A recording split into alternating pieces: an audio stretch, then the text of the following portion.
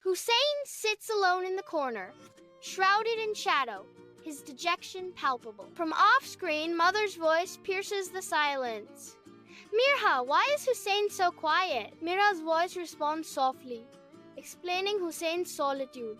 His friend didn't want to play with him today. The bright room seems to amplify Hussein's isolation, casting him deeper into his despondency. In a burst of playful theatrics, Mirha transforms a dupatta, cascading over her shoulders, her eyes sparkling with mischief. A teddy bear becomes a symbol of strength as Mira hoists it high, ready to embark on a grand adventure. With a mischievous grin, Mira approaches Hussein, her playful energy filling the room. Mirha declares with a superhero pose, "From today, I am your best friend, and this is our super club." Hussein's face lights up with pure joy as he exclaims, "Aapi, super sister!" The room fills with laughter and the promise of endless adventures as the super club is officially founded. Abu and Ami stand side by side, their faces radiant with pride and joy. Hussein and Mirha, lost in joyful play, fill the room with echoes of laughter. Abu's voice resonates with warmth.